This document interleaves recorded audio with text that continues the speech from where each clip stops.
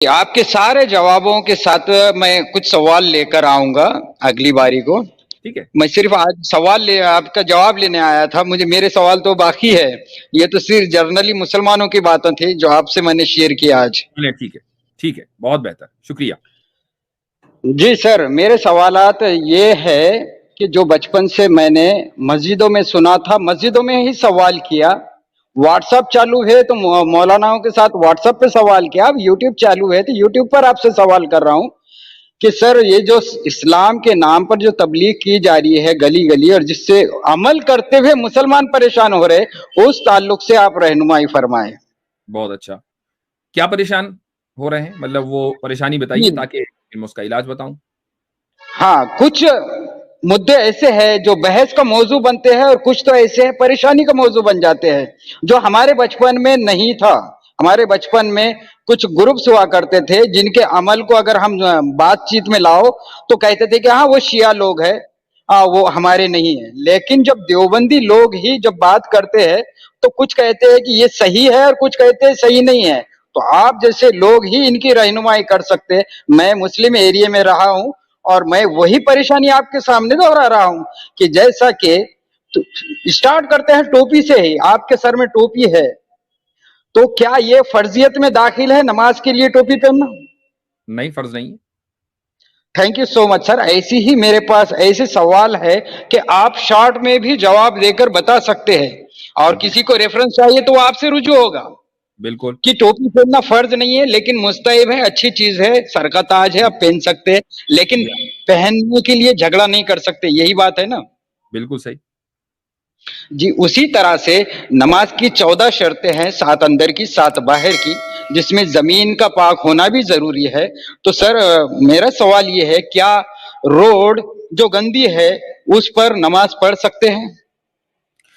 زمین اگر پاک ہے تو نماز پڑھ سکتے ہیں, ناپاک ہے تو نماز نہیں پڑھ سکتے. وہ روڈ ہو کہ مسجد کے اندر کی زمین ہو. مان لیجیے مسجد کے اندر کی زمین ہے, کوئی بچہ ہے, اس نے جو ہے وہاں اس کو چھوٹے بچے آ گئے, پیشاب پخانہ ہو گیا اور وہ مسجد کا فلور جو ہے ناپاک ہو گیا, تو آپ مسجد میں نماز نہیں پڑھ سکتے, روڈ تو چھوڑیے.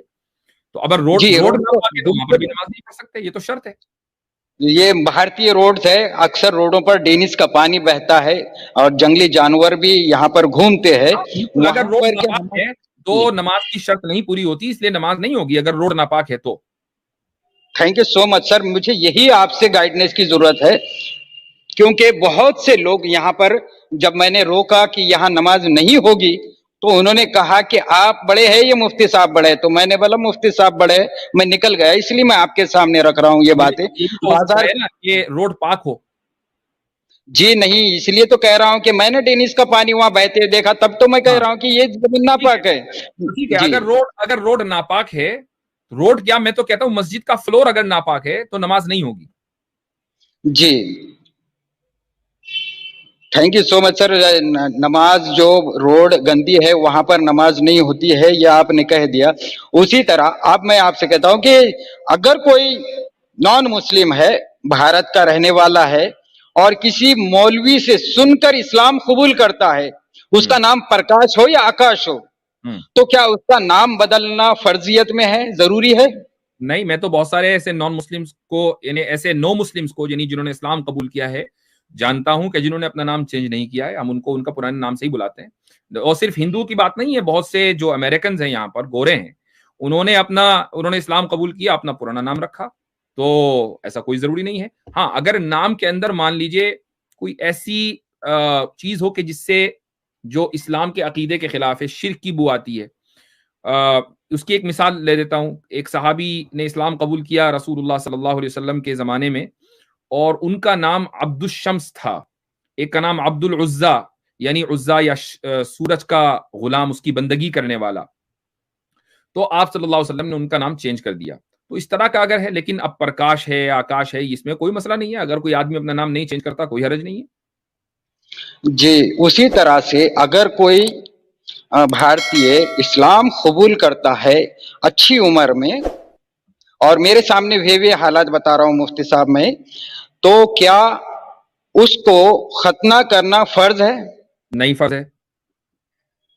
جی یہاں پر اتنا بحث کا موضوع چھڑا ہے، بلکہ اس کے اوپر کورٹ کچہری کیسز کے معاملات آ جاتے ہیں کہ کوئی اسلام قبول کر لے تو اس سے سب سے پہلے کلمہ پڑھا جاتا ہے، اور نیکسٹ جو بات ہے اس کی ختنہ کی تیاری ہوتی ہے، بلکہ ڈونیشن دیے جاتے ہیں کہ جو مسلمان جو اسلام قبول کر رہے ان لوگوں کی ختنہ کے اور علاجات کے اوپر خرچ ہو، اس لیے ڈونیشن بھی لوگ کلیکٹ میرے کرتے ہیں۔ خیال سے آزاد صاحب مسئلہ یہ ہے کہ آپ نے جو لا علم مسلمان ہیں شاید ان کو دیکھ کر آپ نے اسلام سمجھ لیا اور وہ آپ نے ڈیناؤنس کر دیا، تو لیکن خیر اس میں آپ کو قصوروار نہیں ٹھہراؤں گا۔ ظاہر ہے کہ آپ جس ماحول میں ہیں یا جہاں پر بھی ہوں گے وہاں جو مسلمان حرکتیں کر رہے ہیں انہی کو آپ بیان کر رہے ہیں مجھ سے، میں آپ کا کوئی قصور نہیں ہے اس میں، اور یہ سب اس طرح کی حرکتیں جب ہوتی ہیں تو ظاہر ہے کہ وہ لا علمی کی وجہ سے ہوتی ہیں۔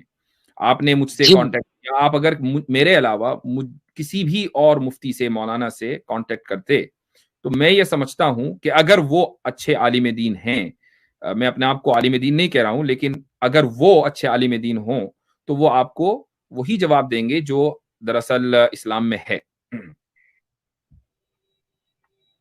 جی سر، یہ بات تو صحیح ہے، یہ سوشل میڈیا یوز جو ہو رہا ہے، اگر میں کسی مفتی کے پاس جاؤں اکیلے میں اور یہ سوال کروں اور اکیلا ہی سن لوں تو اتنا کام نہیں بنے گا جتنا میں آپ سے سوال کر ہاں رہا ہوں۔ اگر آپ یہ جی بات آپ ٹھیک کہہ رہے ہیں، ٹھیک ہے، اگر آپ کا مقصد یہ ہے تو اس میں آپ کے جی ساتھ۔ میرا مقصد صرف یہ ہے کہ وہ مسلمان جو آپس میں بحث کر رہے ہیں اور پریشان ہو رہے وہ یہ سن لے، اور یہ اسٹریم کا آج آپ نے ٹاپک بھی یہی رکھا کہ یہ مسلمانوں کے لیے ہے، تو سر جیسا آپ نے کہا کہ ختنہ فرض نہیں ہے، اگر کوئی کرنا چاہے تو کوئی بات نہیں ہے، لیکن اس کو فورس نہیں کر سکتے کہ تجھے کرنا ہی پڑے گا۔ نہیں کر سکتے۔ فرض اور حلال میں ڈیفرنس کیا ہے مفتی صاحب؟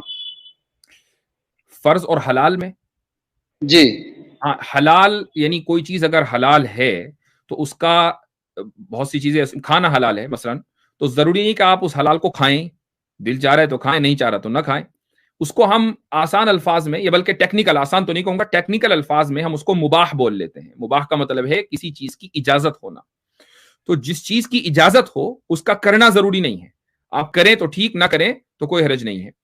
لیکن جو چیز فرض ہے، فرض اگر آپ نہیں کریں گے تو آپ گنہگار ہوتے ہیں۔ مثال کے طور پر نماز پڑھنا فرض ہے، اب نماز پڑھنی ہے۔ مان لیجئے ایک آدمی اسلام قبول کرتا ہے، وہ یہ کہتا ہے کہ بھئی میں اسلام تو قبول کر رہا ہوں، نماز نہیں پڑھوں گا، تو اب وہ گنہگار ہوگا کہ مسلمان ہونے کے باوجود نماز کیوں نہیں پڑھ رہے ہو؟ تو ختنے کی وہ اسٹیٹس نہیں ہے جو فرض کا ہوتا ہے۔ جی تھینک یو۔ ویسے تو ابھی میں مذاقاً یہ کہہ رہا ہوں کہ لوگوں نے، میرے پاس کے لوگوں نے، اکثر لوگوں نے فجر کو حلال کیا ہے اور بیف کو فرض کیا ہے، لیکن دیکھیے ہمارے پاس بھارت کے اندر، بھارت کے سنویدھان میں اجازت ہے نہ صرف عیدین منانے کی، بلکہ عید میلاد النبی جو آج کہا جاتا ہے، ہمارے بچپن میں 12 وفات کہا جاتا تھا، آج عید میلاد النبی کہا جاتا ہے، تو کیا اس کی شرعی حقیقت ہے مفتی صاحب؟ ذرا بتائیں کہ اس کی یہ عید میلاد الدین کی چھٹی بھی ڈکلیئر کر رہے ہیں گورنمنٹ سے، ایسی ڈیمانڈ کرتے ہیں۔ آپ نے جی جو مجھ سے سوال کیا ہے یہ ایک خالص مسلکی نوعیت کا ہے، اور میں اس طرح کی بات جو ہے جس سے کسی مسلک کے ماننے والوں کو ٹھیس پہنچے، میں کرنے کا عادی نہیں ہوں۔ لیکن چونکہ آپ نے مجھ سے یہاں پوچھا ہے تو میں اپنی بات بتا رہا ہوں کہ ہمارے نزدیک عید میلاد النبی کی کوئی حیثیت نہیں ہے۔ آپ یعنی مسلمانوں کا ایک بڑا طبقہ ایسا ہے دنیا میں جو عید میلاد النبی نام کی کسی چیز سے واقف نہیں ہے، اور نہ ہی اس کو وہ سیلیبریٹ کرتا ہے۔ کچھ لوگ ہیں جو اس کو سیلیبریٹ کرتے ہیں، اور انہوں نے ایک چھٹی جو ہے وہ سینکشن کرا لی ہے گورنمنٹ سے، تو ٹھیک ہے، گورنمنٹ نے کر دی ہے، ہم میں سے بہت سے لوگ آرام کر لیتے ہوں گے اس دن گھر پر، لیکن اس طرح کی عید کا تصور قرآن میں یا حدیث میں ہمیں نہیں ملتا ہے۔ جی تھینک یو سو مچ۔ تو دیکھیے جب چھٹی کا ڈیمانڈ کیا گیا، چھٹی قبول کی گئی، وہ سب باتیں ہیں، قربانی کی بھی یہاں پر اجازت دی جاتی ہے کہ قربانی کر سکتے ہیں، بلکہ گورنمنٹ طرف سے قربان گاہ بھی مہیا کرائی جاتی ہے کہ یہاں پر آپ لوگ آئے قربانی کریں۔ تو مفتی صاحب، کیا گورنمنٹ کے قربان گاہ میں قربانی کرنا اور کسی اور جگہ پہ قربانی نہ کرنا، اور جتنے جانوروں کی قربانی الاؤڈ کی گئی ہے انہی کی کرنا، اور جن کی منع کی گئی ہے ان کی نہ کرنا، کیا یہ اسلام کے خلاف ہے؟ قانون کی پاسداری کرنا یہ بھی اسلامی حکم ہے کہ جو بھی قانون حکومت بناتی ہے، اگر وہ قانون پبلک ویلفیئر میں ہے، اور عام طور سے ایسا ہی ہوتا ہے، تو اس کی پاسداری کی جانی چاہیے۔ ایک عرصے سے شہروں کے اندر اس کی پاسداری ہوتی ہے، مثلا بکرے کو قربانی ہے تو اس میں حکومت کی طرف سے اجازت ہوتی ہے کہ آپ اپنے گھر کے کسی حصے میں اس کو ذبح کر سکتے ہیں، تو مسلمان کرتے ہیں۔ اور جو بڑے جانور کی، یعنی جس کو ہم بھینس بول لیں، اس کی جو قربانی ہوتی ہے تو وہ سلاٹر ہاؤس میں ہوتی ہے۔ اور یہ جو آپ کہتے ہیں کہ نا سلاٹر ہاؤس دراصل گورنمنٹ کا دیا ہوا ہوتا ہے، ایسا نہیں ہے ہر علاقے میں، بلکہ خود ہمارے شہر میں دیوبند میں جو سلاٹر ہاؤس ہے وہ سینکشن تو گورنمنٹ کرتی ہے، یعنی اس کا ظاہر ہے کہ وہ گورنمنٹ پراپرٹی بن جاتی ہے، لیکن اس کو ڈونیٹ جو لینڈ ہے وہ مسلمان کرتے ہیں۔ اور یہی حال بہت سے شہروں کا ہے کہ وہ حکومت سے چونکہ منظور شدہ ہوتا ہے تاکہ وہ کسی کی پرسنل پراپرٹی نہ رہے، لیکن بہرحال یہ ایسا ہی ہے جیسا کہ وقف لینڈ ہے تو وہ کسی مسلمان کی ہے، لیکن وہ وقف قانون کے تحت وہ رجسٹرڈ ہو جاتی ہے، اب وہ پبلک پراپرٹی ہو گئی، مسلمانوں کی پراپرٹی ہو گئی۔ ایسے ہی سلاٹر ہاؤسز کا ہے۔ تو اگر حکومت کی طرف سے، یا حکومت کیا، مقامی جو انتظامیہ ہے، لوکل جو ایڈمنسٹریشن ہے، اگر وہ یہ کہتا ہے کہ بھائی دیکھو جانور کی قربانی گھر میں نہیں ہونی چاہیے، اس سے علاقے کے اندر گندگی ہوتی ہے، ہم تو ساتھ دیتے ہیں۔ سر میں کچھ نہیں کروں گا، میں آپ کے جواب کو کاؤنٹر ہی نہیں کروں گا، نہ کیا ابھی تک کے۔ نہیں سر میں میں بتا رہا صرف ہوں، آپ سے میں نے جواب پہلے ہی کلیئر کر کاؤنٹر دیا بالکل نہیں کہ کروں گا۔ میں نے پہلے ہی آپ کلیئر کیوں کر بتا دیا رہے ہو کہ سر؟ حکومت کی طرف سے جس جانور کے اوپر پابندی ہے تو حکومت کے اس قانون کی پاسداری کرنا چاہیے۔ اور نہ صرف یہ، بلکہ دارالعلوم دیوبند کی طرف سے، میں اس سال تو میں نے نہیں دیکھا، لیکن اس سے پہلے سالوں میں اور اس سے پہلے بھی اپیل باقاعدہ جاری ہوئی ہے۔ حالانکہ اس اپیل کو میں نے غیر ضروری سمجھا ہے ذاتی اعتبار سے۔ اس کی وجہ یہ ہے کہ مسلمان اس طرح کی کوئی قربانی کرتے نہیں ہیں، اللہ ماشاء اللہ کوئی کہیں کر لے تو بات الگ ہے، اس کی کوئی ذمہ داری نہیں، وہ ہر سوسائٹی کے اندر لوگ ہوتے ہیں، لیکن وہ اپیل جاری کرنے کی کوئی ضرورت نہیں ہے۔ لیکن دیش کے ہت میں اور ہندو کمیونٹی کو یہ بتانے کے لیے کہ بھائی ہم آپ کی کے جو جذبات ہیں اور سینٹیمنٹس ہیں، ہم ان کو ہرٹ کرنا نہیں چاہتے ہیں، اس لیے دارالعلوم دیوبند کی طرف سے بھی باقاعدہ ہر سال یہ اپیل جاری ہوئی ہے۔ جی آگے بولیے، اگلا سوال۔ جی میرا اگلا سوال یہ ہے، اس سے پہلے میں تھوڑی وضاحت کر دوں کہ سعودی میں بھی اونٹ کی قربانی پر پابندی ہے اور اس کو عمل کیا جاتا ہے، اس کا کوئی اپوز نہیں کرتے۔ دوسرا ہے مفتی صاحب، یہ حج کے تعلق سے ہے۔ ہمارے بچپن میں جتنے لوگ حج کرنے گئے وہ اپنے ذمہ داریوں کو ادا کر کر حج کرنے گئے تھے، لیکن آج حج کی فضیلت اس طریقے سے بتائی جا رہی ہے کہ اپنی اولاد کو رہتے ہوئے گھر سے نکال کر کرائے کے گھر میں لوگ شفٹ کرتے ہیں اور آدھا گھر بیچ کر حج کرنے جاتے ہیں۔ اور جب میں ان سے یہ کہا کہ یہ بالکل غلط ہے، کسی مفتی سے آپ رجوع کیجئے، تو انہوں نے کہا کہ حج کی فضیلت اتنی ہے، اللہ چاہے گا تو پھر نواز دے گا۔ لیکن آج 12 سال سے ان کو دیکھ رہا ہوں، آج بھی کرائے کے گھر میں انہوں بھی، ان کے بچے بھی، جنہوں نے اپنا گھر بیچ کر حج کو گئے تھے۔ تو کیا اپنی ذمہ داری اور اپنے بچوں کی مستقبل کی ذمہ داری کو اگنور کر کے، فراموش کر کے حج کو جانا، کیا یہ صحیح ہے؟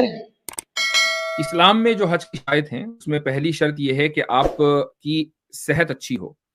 آپ اگر صحت مند ہیں، اور چونکہ ایک مشقت بھرا سفر ہے آج کے دور میں، پھر بھی بہت آسان ہو گیا ہے، لیکن مجھے نہیں پتا کہ آپ کو کبھی مسلمان رہتے ہوئے وہاں جانے کا موقع ملا یا نہیں ملا، لیکن اگر میں پوچھ رہا ہوں گئے ہیں آپ کبھی وہاں یا نہیں گئے ہیں؟